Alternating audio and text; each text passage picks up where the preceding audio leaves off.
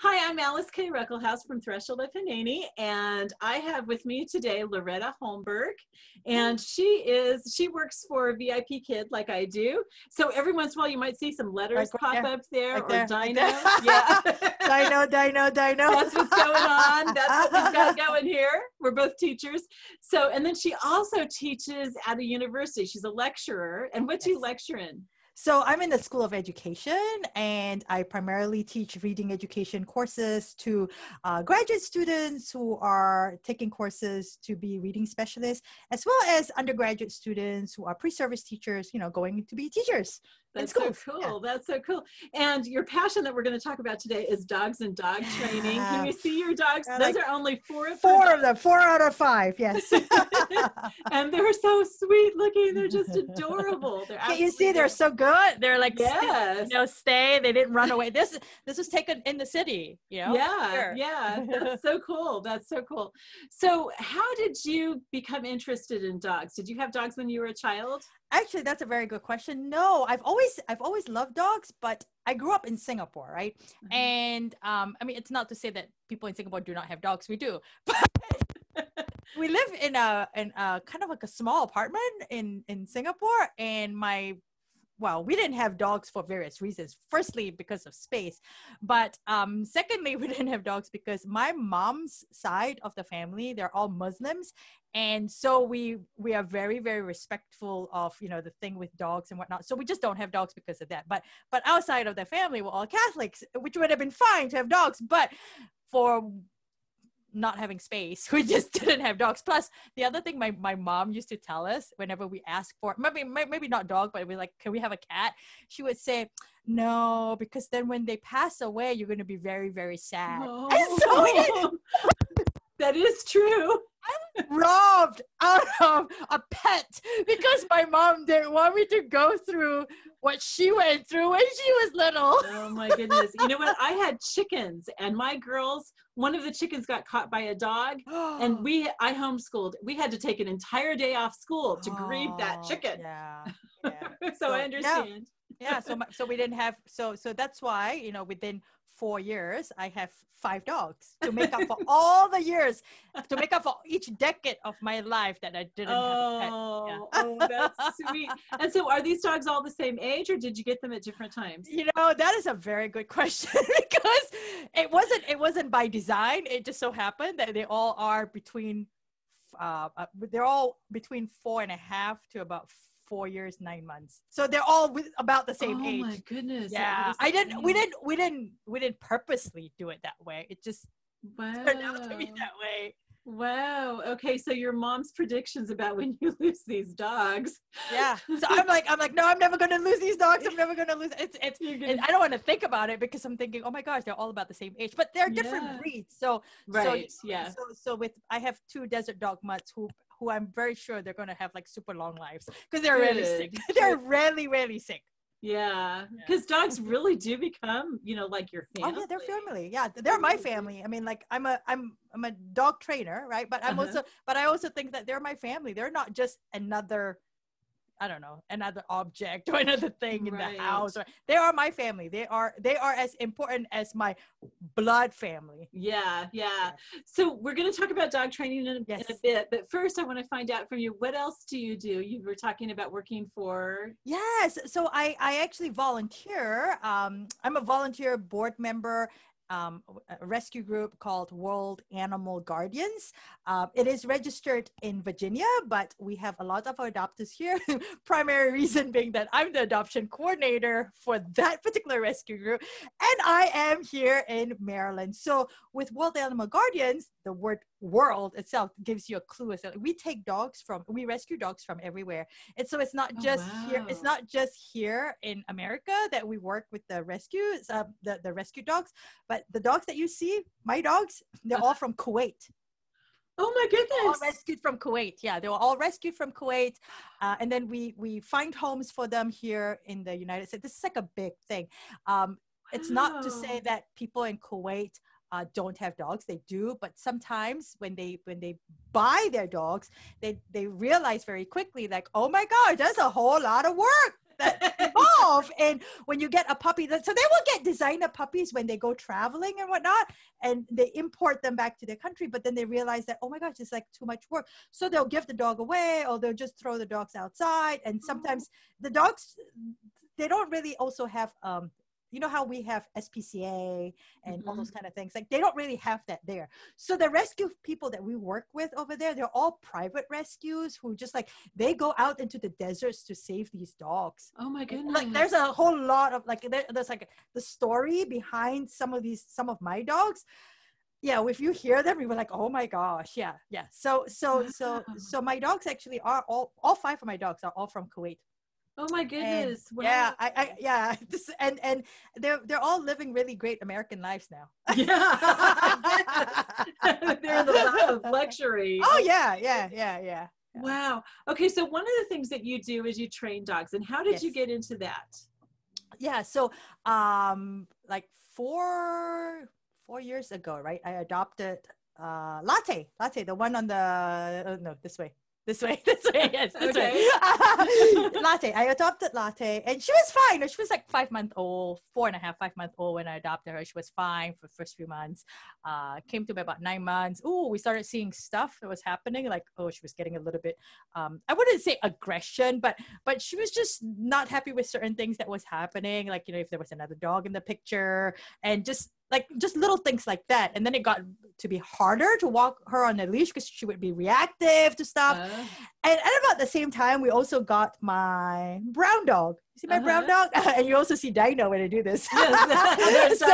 Yes. And so my brown dog. So my brown dog came to the family like 4 or 5 months after Latte joined us. And oh my gosh, that was another issue altogether. So both of them are desert dog mutts, right? Alyce, I was telling you, like they are mutts with like different breeds in them. Right. So kind of like people with multiple personalities, you don't know which person is going to appear. It's the same thing with dogs with multiple breeds. They have different personalities, they have different traits from the different breeds. And so they're very smart dogs, like super smart, super intelligent.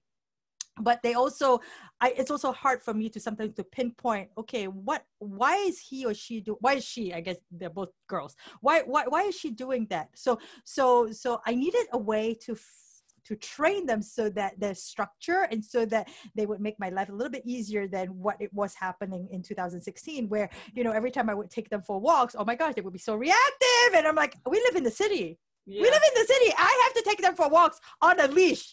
There's no way for me to just let them go and run. Like there's no big backyard, you know? Right. So I needed to make sure that they were trained and that they could walk nicely without reacting to things, stuff, people, dogs, that they were okay being in close proximity with another dog or with people coming towards them. And so I tried so many different types of methods, Alyce, and you know, like from like purely positive to, okay, you know, sometimes there are consequences, but then I'm still giving them treats until I found the method that really, really works for them. We use Keeler method, and it was like a 10-week training. It was so good. It was replicated for both dogs, and I'm like, oh my gosh, this is awesome. This works for these dogs. And so all my other dogs are also trained in that method, right? And then I started using those methods in my role as, you know, adoption coordinator. I get to meet a lot of adopted families who have dogs who might have issues. Although Keeler is purely really obedience training, I use a lot of that philosophy in working with dogs that have issues with behaviors that might not necessarily just be solved by Keeler, but the training philosophies work in, you know, trying to rehabilitate a dog that maybe is fearful of certain things, right? And so I got to work with adopted families, and then I'm like, wow, I'm doing this over and over and over and over again, like so many, because remember, I'm the adoption coordinator and I get to meet all these families. I'm like, wow, I could totally bring this into like a side job, you know. I love working with dogs, and it really, really is helping the dogs that I'm seeing with their families. And like, you know, families would send me pictures like, oh my gosh, that worked. It worked so well and all that. And I get excited. I'm like, yeah, I know it works, because it's like, it's a good method. And the training philosophy really, really works for a lot of dogs. I mean, that I've come across with. And so I went into training dogs like probably about 2.5, 3 years ago. And have just been doing it on the side. So I do a lot of it on the weekends, obviously, because I have a regular job on the weekdays, right? But sometimes I do it, you know, after evening hours, if folks can't meet me on the weekends. So I currently don't do group classes. I only do one-on-one private training sessions. Wow. Yeah. And do you only do that in the Baltimore area, or do you also do that like online, or what? Yeah. So, oh my gosh, this is awesome, Alyce. I'm glad you asked that question. So yes, I do mostly in Baltimore area or anywhere that's within driving distance, right? Right. And then in May of this year, right, I joined Outschool as well. I don't know whether you're familiar with Outschool. I'm familiar with Outschool. Yeah. So I joined Outschool, and I started offering dog training classes to kids, right? Because Outschool is primarily for kids. Right. And it works so well. Wow. Yeah, it was so well. I was so amazed. I'm like, oh my gosh, this is awesome. But with the kids, I use a little bit of a different method because you know, Keeler is very strict with certain things, and we just don't have that time to do it, you know, within that 40-minute session kind of thing. Right. But it's dog training still, and it works. And kids were seeing results, and so I got repeat customers and all that with that. Yeah, but Alyce, as we speak right now, I am actually preparing a signature online dog training course that will be launched next year in the spring. And it will allow more people to take my courses online and be able to get feedback from me through Zoom or whatever method that I'm going to decide, but I think maybe through Zoom, you know, like feedback, and we'll have like group coaching sessions and whatnot. But I have all the recordings of me training a green dog meaning dog that has never been trained before. I have recordings of me training a green dog from start to finish in the 10 weeks. And so I'm using that information for my online course that I will be launching next year. So I am really looking forward to it, because I have friends in Singapore, in Malaysia, in Kuwait who saying like, oh, I wish you could come over here so you can teach me how to work with my dog. And I'm like, yeah, it's kind of hard for me to just fly over there. Yeah, but this works. This will allow them to, you know, to take the course, do it on the time, and then after that, ask me questions, you know, live, and I'll be able to help them, you know, during the time. Wow, that's awesome. So we'll put some contact information down in the description box so people can get a hold of you. And also, if they're interested in your Outschool classes, if they have that has to be kids though, right? Not adults. It has to be kids, but let me tell you something. So I know like the kids will sign up, right? Or the parents will sign their kids up, and the parents are on the side listening. Yeah. because I get parents who will send me an email. It's like, oh, but what if the dog is doing that? And I reply because you know it's just good business practice, and just being a good teacher.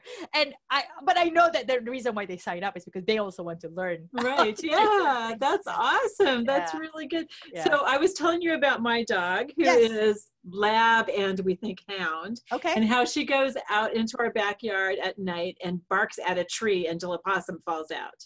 Right. What can I do to get her to stop doing that? To stop barking all day. Yes, she shouldn't be barking at night. And the possums are good. You know, they eat ticks and stuff. So right. So you don't want to scare them away. Right. Exactly. So so first thing I was saying, like, you know, that barking, and that is a hound kind of thing. Yeah.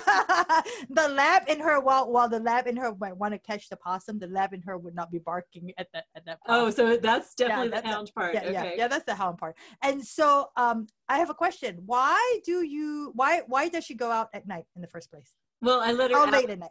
You know, before we go to bed, for her to go potty, which should be like just very quickly, but right. So I'm assuming this is in your backyard. Yes, my backyard. It's fenced, but I have mobility problems, so I can't go out and chase her around. Right. I understand. I totally understand. So one way to curb this or to kind of lessen it, and I understand you not being able to like walk with her out there, is actually, and I only recommend this for just letting your dog out and bringing your dog in. Okay. Is if you're gonna let her off leash, she's just gonna go to that tree and keep doing it. And if there's no consequences to it, she's gonna keep doing it, because it's like, she's like, what's the bad thing that's gonna happen? Okay, mom's gonna have me come inside. That's fine, right? So we need to curb that. So what I would do if I had a dog that was doing that, and I am not able to walk outside with her and do stuff with her, because if I had that dog, I would actually just leash her up. Okay, don't do potty and come back in. But if I can't do that, because then she can't go to the tree, right? Because if I'm just leashing her up to go potty, we're just going in this place and that's it. We're coming back in, because I'm not going to encourage bad behavior. Right. Yeah, that's a good idea. So you can do that. Or if you can't physically like take her out, what I would do, and this is the only time I am against retractable leash for walking, because it's really bad, because it causes a lot of issues with dogs coming into contact with like another dog that might be aggressive. Like it's hard to control with a retractable leash. But for this particular situation, if let's say you cannot walk her out, you can put her on a retractable leash. Just give her enough room to go out, to go potty, and then pull her back in with that retractable leash. That's a good idea. That's an easy solution. It is an easy solution, so that she can't go all the way to where the tree is to bark at that possum. I mean, like, I don't know where the tree is in relation to your backyard. There's trees all around, and yeah, she's going to whichever one has the possums. If you do that, you'll be able to have control of her to come back. That's great. Right? Yeah. See, that's wonderful. That's a great solution. Yeah. The other thing she does, which I don't mind so much, is she goes down to the other side of our yard, is bordering on some church property where they have barbecues and stuff, and the youth love to come and feed her hot dogs. And s'mores. I don't want them feeding her s'mores, but they give her marshmallows all the time. And she comes in and throws up. Of course, yeah. I mean, Alice, you should just put a sign. No feeding, no dog feeding. That's a good. What I've started doing is I just don't let her out while they're out. Right. Yeah. But put a sign out there. No. She's a rascal, and my late husband used to call her name is Penny, but he used to call her incorrigible.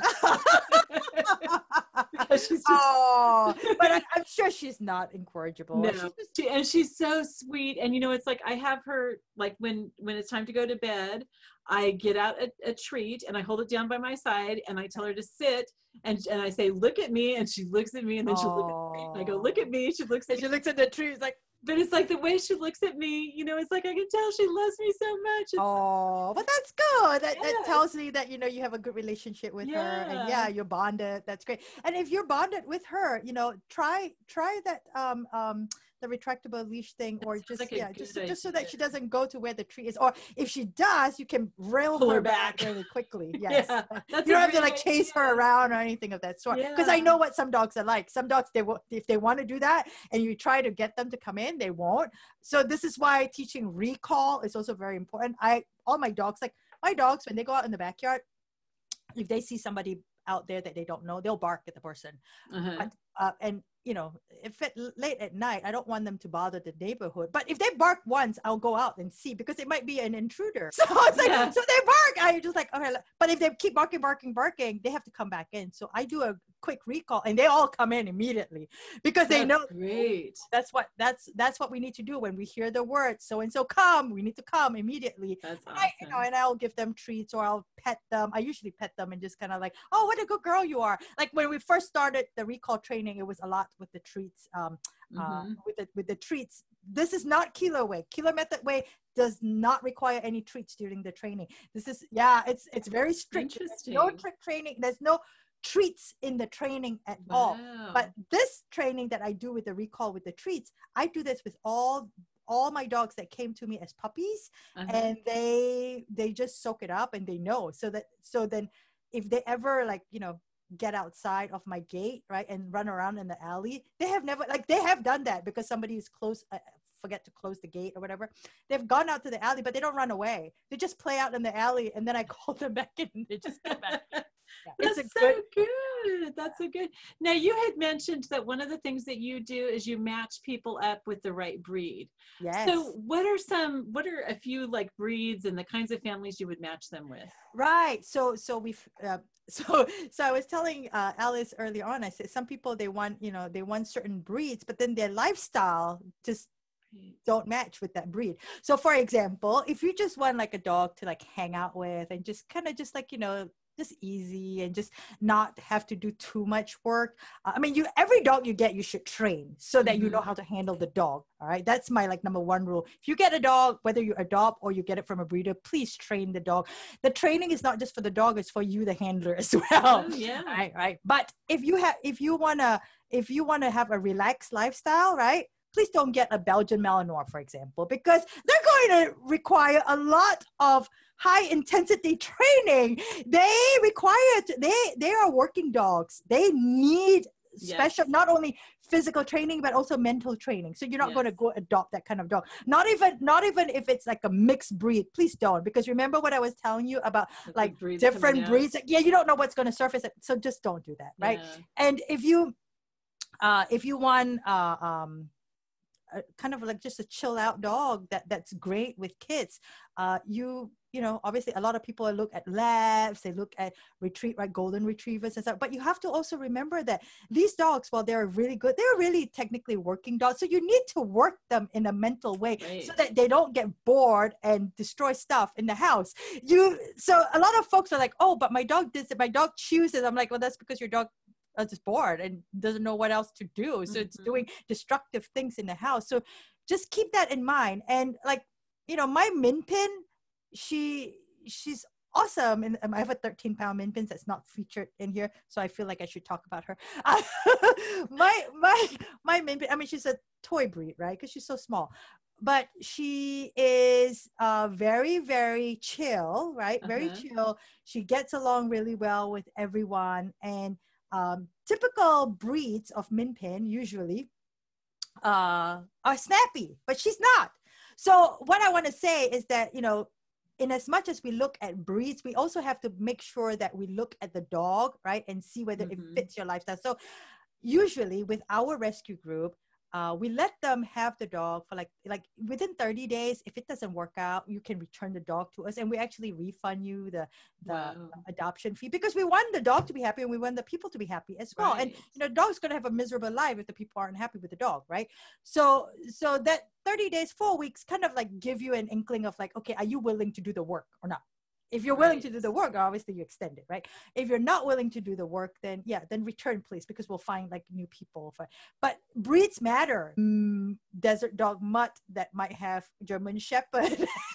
You know, German Shepherds, I love German Shepherds, but I do too. You know, she's very, very protective, and she's got that. She surveys everything when she goes outside, which is fine. But like my other dogs, my Goldens, like no, they won't protect me. They're like, oh, people, come to me. Yes. For the cheerleaders. Yeah, like cheerleaders. So read up on the so my advice would be read up on the breeds that might be present in the dog that you're adopting. And then granted that sometimes you just don't know what breeds, because if it's a rescue dog, chances are, you know, it's a mix of stuff, and you don't know until like you do a test. And even with the DNA test, you may not necessarily get the correct breed being reported on the DNA test. And so just kind of be patient with the dog that you have. And ultimately, you know, when you adopt a dog, know that you are adopting a dog and making a difference in that dog's life. So you have to be committed to it, right? It's just like if you think about adopting a kid, and you know, at 6 months of age, it gets really, really tough for whatever reason. Are you going to return that kid, right? So you ask yourself, are you going to return that dog? It's the same thing. It's like, it's got to be a life commitment, either like your life or the dog's life. Yeah. Right? Yeah. That's so good. Okay, so before we close, I just wanted to ask about one more really important thing. If you could give some tips on car safety. Oh my gosh, that's like a big thing. Yes. Yeah. So, car safety and dogs, right? Please make sure that either your dogs travel in crates, okay? That is not soft crate, but hard crate if you have room, or use Sleepy Pod safety harness, and it clips on to the seat belt of the car. Is that a brand? It's a brand, Sleepy Pod. Sleepy Pod. It's gone through it's got like certifications for crash test. Oh, wow, good. Yeah, and that's like the best thing. If you don't want to do the crate, because some people don't have a room in the car for the big crates. So Sleepy Pod safety harness, dog harness is like the best, and make sure you do that. You know how you see some people open the windows and like there are like you don't want stuff coming in and hurting your dogs, and you also don't want your dogs can react right away if they see something. That and it's like if they have high prey drive, for example, you just don't want your dog to get out of the window. Right. Oh my goodness. Yeah. Yes. Now I open my window about this much. Oh, then it's fine. I'm talking about, you know how sometimes they open the full window and the whole dog sticking out. Yeah. Yeah. That's very. My dog gets car sick if I don't have the window open. Okay. So two of my golden retrievers, they get car sick, but they don't throw up. But what they do as soon as so with Sleepy Pot's harness, they can either sit down or they can kind of totally lay down. My two Goldens cannot sit up. If they sit up, they you can tell like from their face like they're gonna like throw up. But they've never thrown up in the car before, so they will totally go all the way down. And the only time they get up is when we're fully stopped. Oh, that's good. Yeah, wow, that's great. And then my other two dogs, they like to sit up and just see everything. Yeah, yeah. Because I see people with dogs in their laps, you know, across them. And how are you driving that way? How are you driving? Plus, if let's say if something bad happens, what's going to happen to your dog? The dog's going to be a missile. Yeah. It's not safe for your dog, not safe for you, not safe for everybody else that's around you on the road as well. Yeah, yeah. So that's good. That's good. Yeah, I wanted to get in a little bit of that safety. Yes, it's a big thing. I appreciate that. Absolutely. Loretta, it's been so much fun to talk to you. Stay on when we stop, because I want to talk to you a bit. But thank you so much, and for sharing all your information. And we will have Loretta's information down in the description box below, so that you can. Do you have like a newsletter or something? Or so I do not have a newsletter, but you can reach me at politepupsacademy@gmail.com. That's Polite Pups, P-U-P-S, academy@gmail.com.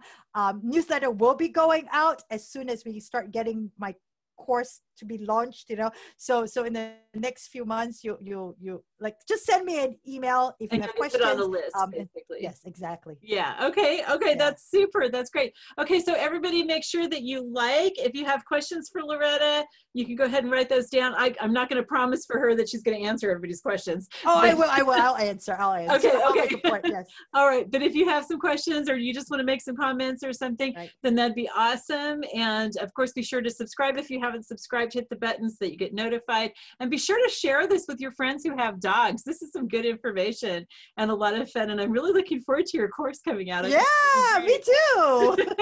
Okay, bye-bye everybody, and we'll see you next time. Bye-bye.